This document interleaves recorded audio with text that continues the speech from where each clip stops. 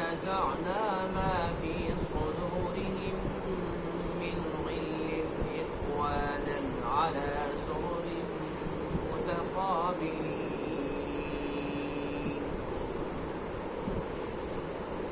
لا يمسهم فيها نصب وما هم منها بمخرجين نبئ عبادي أني أنا الغفور الرحيم وأن عذابي هو العذاب الأليم صدق الله العظيم.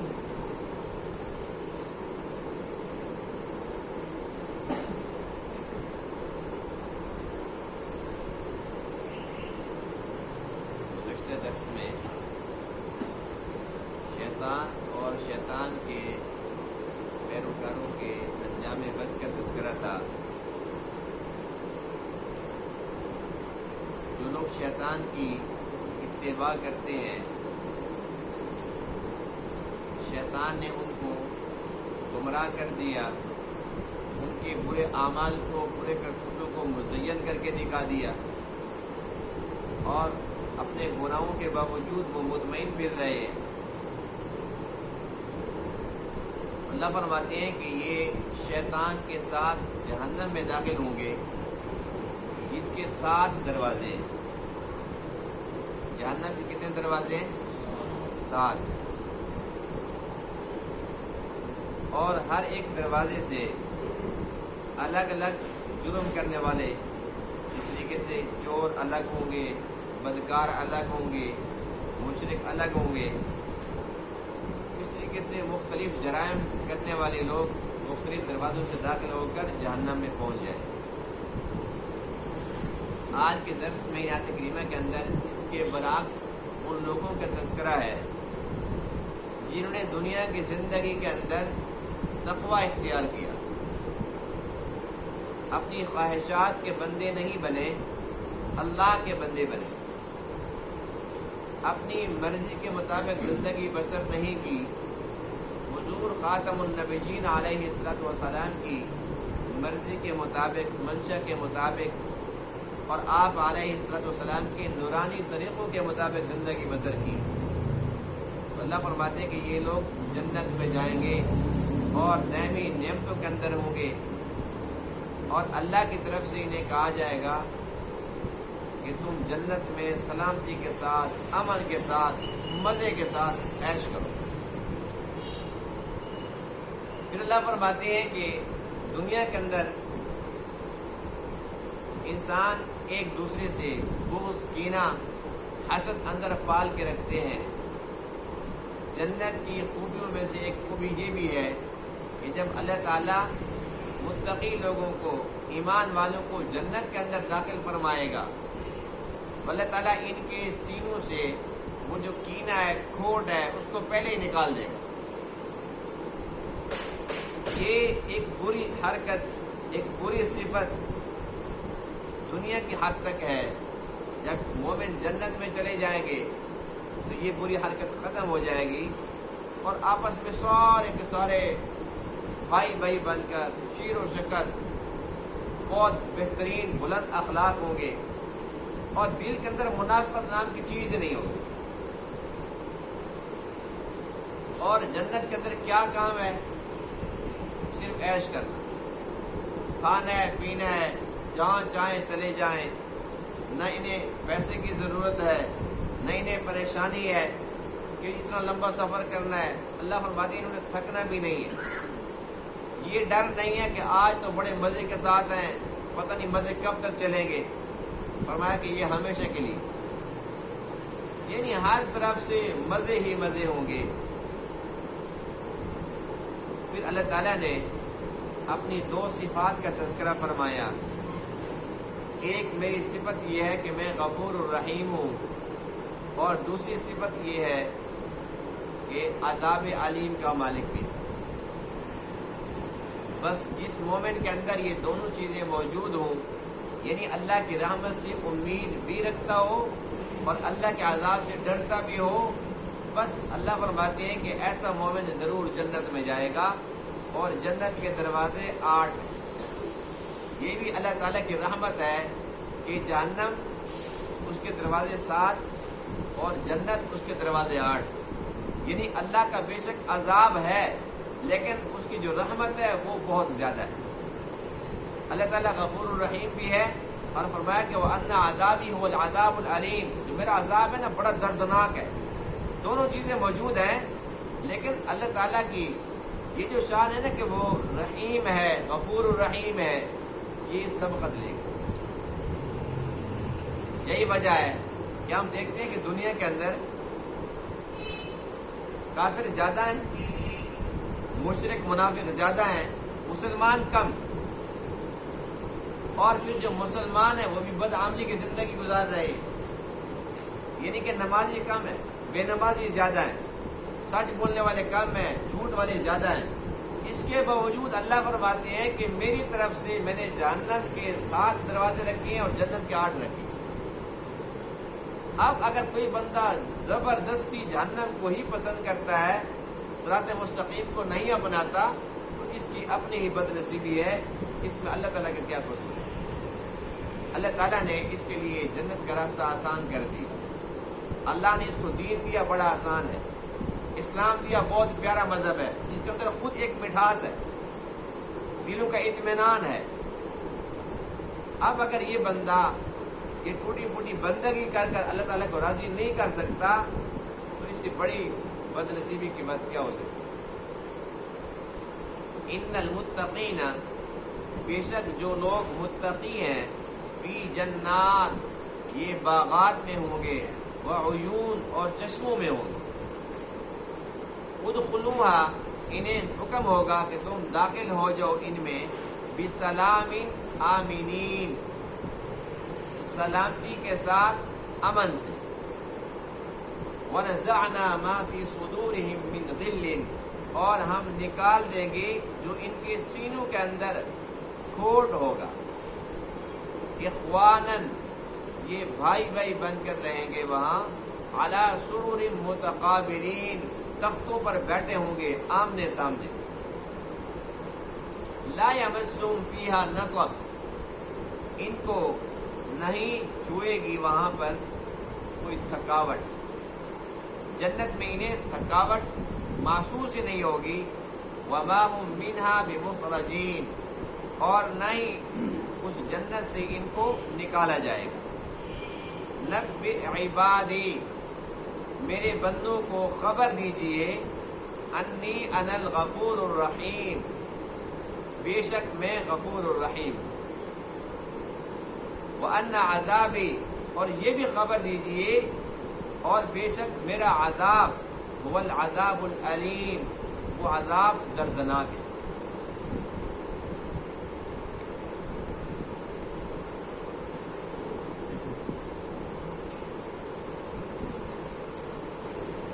اللہ تعالیٰ نے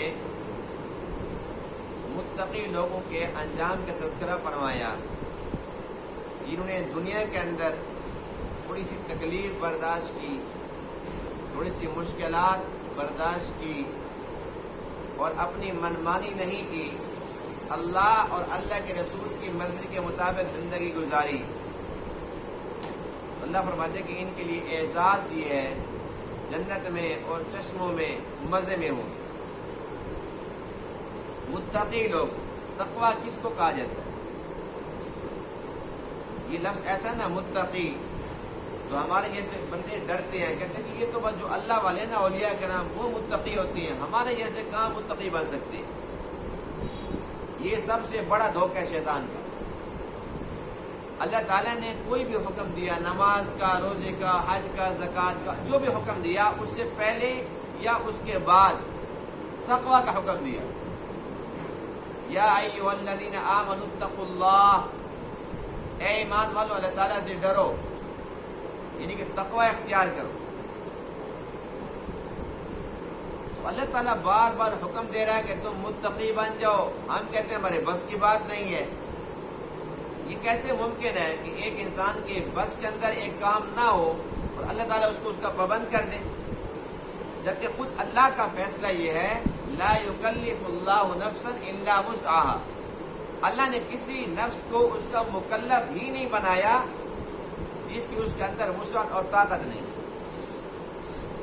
دیکھیے اللہ تعالیٰ نے نماز تو حکم سب کو دی ہے، لیکن زکوٰۃ کا سب کو نہیں دیا، حج کا سب کو نہیں دیا۔ جو مالدار ہیں، صاحب نصاب ہیں، زکوٰۃ ان کے لیے ہے، لیکن نماز سب کے لیے ہے۔ اس سے پتہ چلتا ہے کہ اللہ تعالیٰ ہر ایک کو وہ حکم دیتا ہے جتنی اس کے اندر ہمت اور طاقت۔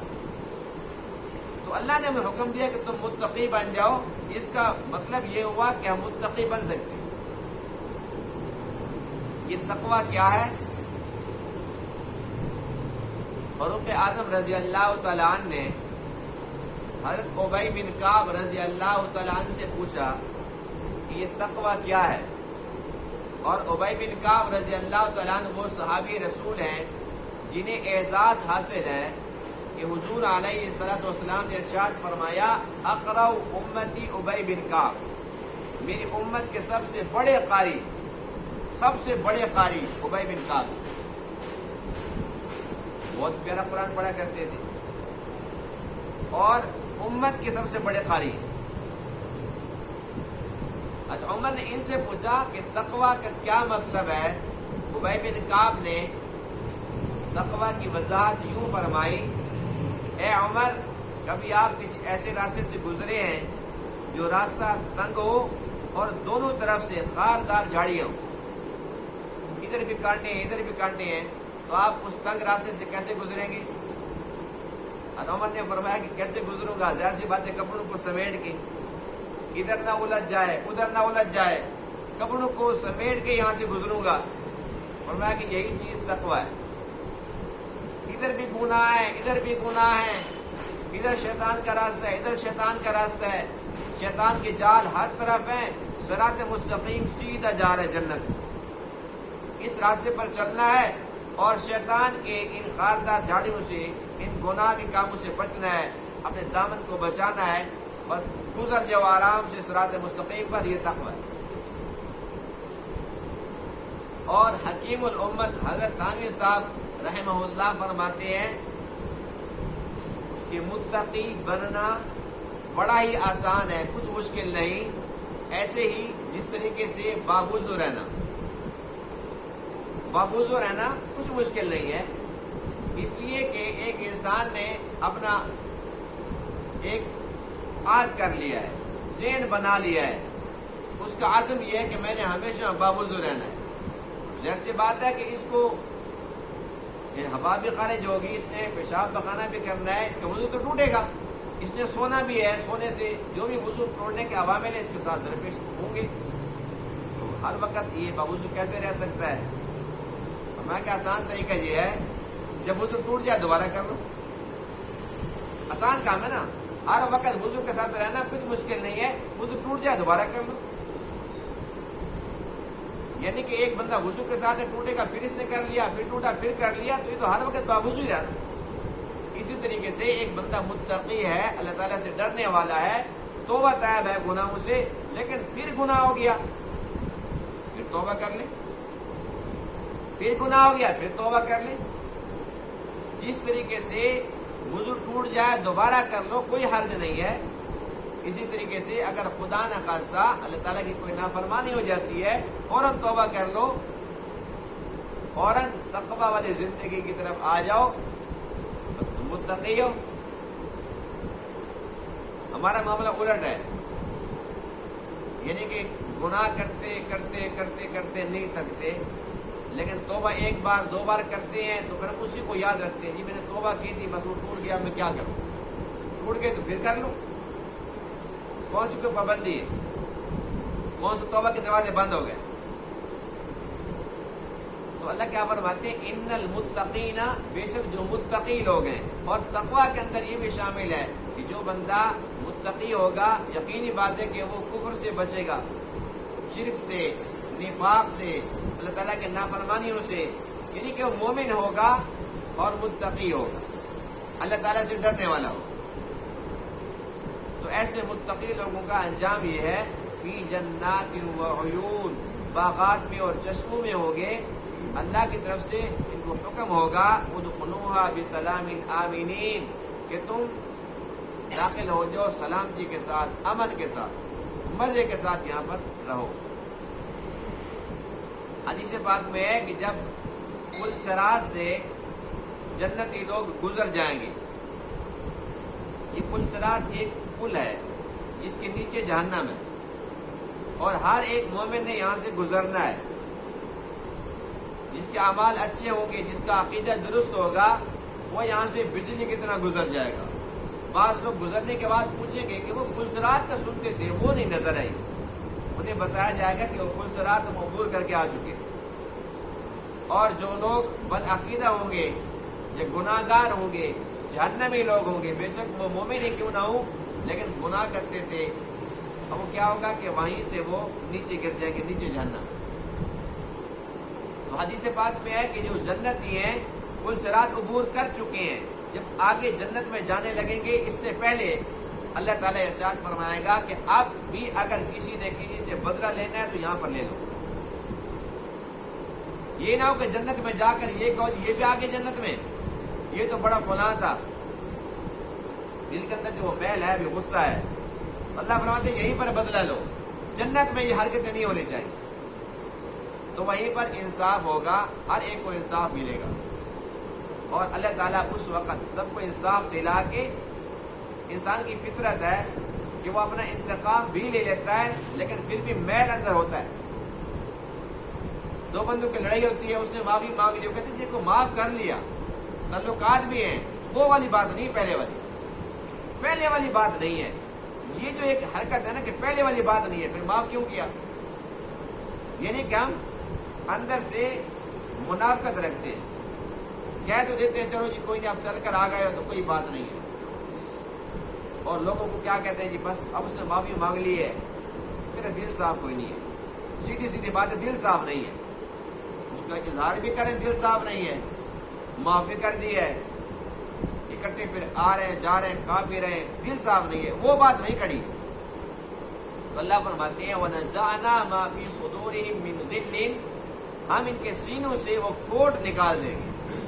ہمارے بس کی بات نہیں ہے، اس لیے کہ ہم شیطان کے زیر اثر ہے، شیطان ہمیں بہکاتا ہے، ورغلاتا ہے، ہمارے اندر یہ جو بری حرکتیں ہیں، روحانی بیماریاں، مہلک بیماریاں جو ہمارے دین کی، ہمارے ایمان کی دشمن ہے، ہمارے صالحہ کی تقوی کی دشمن ہے، وہ ان کے اوپر پورا زور لگاتا ہے کہ یہ بڑھیں، ختم نہ ہو، لیکن اللہ کے بس میں ہے یا نہیں ہے؟ بس اللہ فرما رہے ہیں کہ جب میرے بس میں ہے اور یہ میرے پاس جو اختیارات ہیں، میں سب کچھ کر سکتا ہوں، تو میں تمہیں بتا رہا ہوں کہ میں تمہارے اندر سے، تمہارے سینے سے وہ کھوٹ نکال دوں گا، وہ بغض کینہ سب ختم کر دوں گا، اخوانا سارے کے سارے بھائی بن جائیں گے، اعلیٰ سرور متقابلین، تختوں پر بیٹھے ہوں گے آمنے سامنے، متقابلین، ایک ادھر بیٹھے ایک ادھر بیٹھے، ایک دوسرے کو دیکھ رہے، وہ بھی جنت میں لطف اندوز ہو رہا ہے اور وہ بھی اپنی جگہ پر مزے کر رہا ہے، ایک دوسرے کو دیکھ رہے، اور جنتی ایک دوسرے سے ملاقات بھی کریں گے۔ حدیث پاک میں ہے کہ ایک جنتی بیٹھا ہوگا اور اس کو یاد ہے کہ دنیا کے اندر ایک فلاں میرا دوست ہوا کرتا تھا، بتائیے وہ کہاں ہے، کہیں وہ جہنم میں تو نہیں چلا گیا؟ بس وہ جنت میں ہے، اللہ تعالیٰ پردے ہٹا دے گا، وہ دیکھے گا اچھا یہ بھی جنت میں آیا ہوا ہے۔ تو اس طریقے سے اپنے دوستوں کو، رشتہ داروں کو، اپنے متعلقین کو یہ یاد کرے گا، اللہ تعالیٰ وہ پردے ہٹا دے گا، یہ اس کو دیکھ لے گا، لیکن بہت دور کا سفر ہوگا۔ اس کے پاس پھر گھوڑے ہوں گے تیار، گھوڑے کے اوپر بیٹھے گا اور جا رہا ہے، نہ گھوڑے کو کچھ کھلانے کی ضرورت ہے نہ پلانے کی ضرورت ہے، اسے کچھ کھلانا پلانا نہیں ہے، بس وہ اس کی خدمت کے لیے کھڑا ہو جائے گا، اس کو مل کے آ جائے گا۔ اب یہاں سے تحفے لے کے جا رہا ہے، پیسے تو لگنے کوئی نہیں ہے، مفت کے تحفے ہیں، یہاں سے تحفے لے کے جا رہا ہے، وہ ادھر آ رہا ہے وہ تحفے لے کے آ رہے ہیں، ایک عجیب ہی منظر ہوگا۔ اب دنیا کے اندر جتنے بھی رولے ہیں نا، کہتے ہیں یہ بھوک کے رولے ہیں، ہے نا ایسی بات؟ جہاں پر بھوک ہوتی ہے نا تو وہاں پر یہ باتیں زیادہ ہوتی ہیں۔ اب ایک بندے کا دل تو چاہتا ہے جی میرا دوست ہے، میں خالی ہاتھ نہ جاؤں، لیکن پھر کہتے ہیں جی میں جو اگر خرچ کروں تو میرا تو اتنا پیسہ گیا، پھر میں فلاں کے پاس جاؤں، دل تو چاہتا ہے چلو کوئی نہ کوئی فروٹ لے کے جاؤں، کوئی مٹھائی کوئی نہ کوئی چیز لے کے جاؤں، اس کے بچوں کو کوئی دے دوں، دل چاہتا ہے۔ پھر ہم کہتے ہیں اچھا پھر میں کماؤں تو ان کو کھلاتا رہوں، بھائی اس طریقے سے پھر میں جمع کیا کروں گا؟ یعنی اپنی جیب کو دیکھتا ہے، پھر وہ دل کی ساری باتیں ایک سائڈ پہ رکھتے ہیں، کہتے ہیں بس یوں ہی ٹھیک ہے۔ جنت کے اندر جب اس کا دل چاہے گا تو پریشانی کی بات نہیں ہوگی، اس نے کون سا اکٹھا کرنا ہے، کمانا ہے، اس کی اپنی ذاتی کمائی ہے، وہ ضائع ہو جائے گی، کوئی پریشانی تو ہے نہیں، یہ بھی لے لو وہ بھی لے لو، چلو خادم جنت کا موجود ہے، اس نے کچھ اٹھانا بھی نہیں ہے، سواری وہ بھی مفت کی ہے۔ اور اللہ تعالیٰ کو یہ بھی پتہ ہے کہ انسان کی فطرت میں ہے کہ یہ بے حوصلہ ہے، بے صبرہ انسان ہے، جلد باز ہے۔ اب اگر اس نے انگور توڑ لیے اور انگور وہاں سے ختم ہو گئے، اس نے انار توڑ کے کھا لیا، وہ جگہ خالی ہو گئی، اب اس کے دماغ میں یہ بات آئے گی کہ دیکھو یہاں مرنا تو ہے نہیں، جنت میں تو میں نے ہمیشہ رہنا ہے، اور جب ہمیشہ رہنا ہے تو آخر ایک نہ ایک دن سارا درخت خالی ہو جائے گا، ایک نہ ایک دن یہ سارے کے سارے انگور ختم ہو جائیں گے، یہ انار ختم ہو جائیں گے۔ اللہ فرماتے ہیں کہ تمہیں پریشان نہیں ہونا، تو انار توڑتا ہے، اس کو کھا، میں وہاں پر ایک اور لگا دیتا ہوں۔ اس نے انگور توڑے کھا لیے، اللہ نے وہاں پر اور لگا دی، اللہ نے اس کو مطمئن کر دیا کہ تمہیں پریشان نہیں ہونا، تو کھا، سب کو کھلا، تیرا ختم نہیں ہو سکتا۔ اب وہاں پر جو نہریں ہیں، دودھ کی، شہد کی، شرابن طہورہ کی، یہ نہریں ہیں، نہروں کی ضرورت نہیں تھی۔ اللہ کو پتہ ہے انسان کی فطرت کا کہ یہ پھر بے صبرہ ہو جائے گا، کہے گا جی دیکھو جی یہ میں نے اگر استعمال کر لیا تو کم پڑ جائے گا۔ نہر کے اندر کیا ہوتا ہے، تصور ہمارا یہ ہے کہ جی نہر تو چل رہی ہے، یا تو بھینسے بھی پینے کچھ نہیں ہوتا، انسانوں کے پینے سے کہاں ختم ہونے لگے، لیکن جتنا ہم نے لینا ہوتا ہے اس کی مقدار تو بہت کم ہوتی ہے۔ اگر اتنی مقدار اللہ تعالیٰ میں الگ کسی برتن میں دے دیتا تو ہم کہتے ہیں برتن خالی ہو جائے۔ اللہ تعالیٰ نے جنت کو حوصلہ دیا ہے کہ تم کھاتے رہو، پیتے رہو، پہنتے رہو، یہاں پر کچھ ختم ہونے والا ہے ہی نہیں، تم استعمال کرو میں تمہیں اور دوں گا، تم استعمال کرو میں اور دوں گا۔ اور پھر تم ملنے چلے گئے، بڑا لمبا سفر کیا، گھوڑے کے اوپر بیٹھ گئے، لا یمسہم فیہا نصب، اور میں تھکاوٹ کوئی نہیں ہوتی، تھکاوٹ نہیں ہے، کھاؤ پیو اور ایک ڈکار مارو سارا ہضم، ایک ڈکار کے ساتھ سارا کوئی ہضم، کوئی گندگی نہیں ہے، کوئی کچھ نہیں ہے، مزے ہوں گے کہ نہیں ہوں گے؟ پھر اللہ کی طرف سے اعلان یہ ہوگا، ایک تو یہ نا وما ہم منہا بمخرجین، ایک یہ ڈر ہوتا ہے کہ یہاں پر ایک عہدہ تو مل گیا لیکن ایسا نہ ہو میرا تبادلہ ہو جائے، عہدہ مجھ سے چھین لیا جائے۔ اللہ فرماتے ہیں کہ تمہیں جنت دی ہے، جنت کی نعمتیں دی ہیں، یہ دائمی، نہ نعمتیں ختم ہوں گی اور نہ تم نے مرنا، تم نے ختم ہونا ہے، بس ہمیشہ کے لیے تم مزے کرو۔ دوسرا یہ کہ پھر اللہ کی طرف سے اعلان یہ سنایا جائے گا کہ اب تم یہاں پر جوان ہو، یہ ڈر بھی دل سے نکال لو کہ تم بوڑھے ہو جاؤ گے، تم ہمیشہ جوان رہو، تم خوبصورت ہو، ہمیشہ خوبصورت رہو، بس صورت نہیں آئے گی، تم صحت مند ہو، کبھی بیمار نہیں ہو سکتے، ہمیشہ صحت مند رہو۔ اگر دنیا کے اندر اللہ تعالیٰ میں یہ نعمتیں دے دیتا پھر جنت کی قدر ہوتی اور یہ ہم سارے کے سارے فرعون نہ بن جاتے۔ ہر بندے کو تسلی ہوتی کہ میں نے بوڑھا ہونا ہی نہیں، میں ایسے خوبصورت رہوں گا، ایسے صحت مند رہوں گا، میں نے بیمار ہی نہیں ہونا، ہر بندے میں نے اکڑ آ جاتی۔ اب ہر بندے کو پتہ ہے کہ بھئی بوڑھے کا احترام کرو، کل میں نے بھی بوڑھا ہونا ہے، اور بوڑھے کو دھکا نہ دینا، ورنہ کل کو میں نے بوڑھا ہونے میرے ساتھ کیا ہوگا۔ بزرگوں کا احترام، ایک بندہ بیمار نظر آتا ہے، اس کو دیکھ کر ہم کیا کرتے ہیں، یا اللہ تیرا شکر ہے کہ میں ٹھیک ہوں۔ جب انسان بیمار ہوتا ہے اسے اللہ تعالیٰ کی یاد آ جاتی ہے، اللہ کو یاد کرتا ہے، لمبی لمبی دعائیں کرتا ہے، اور خدا نہ خاص اگر ایسی بیماری آ جائے جس کا نام ہی خطرناک ہو، جس کو کینسر ہو گیا، جس کے گردے ختم ہو گئے، جس کا دل ختم ہو گیا، بس چند دنوں کا مہمان ہے، پھر بندہ کیا کرتا ہے، یہ اللہ اللہ کرو، کھانا پینا ختم، سارے مزے ختم، کہتے جی بس میں آج ہوں، پتہ نہیں کل ہوگا کہ نہیں ہوگا۔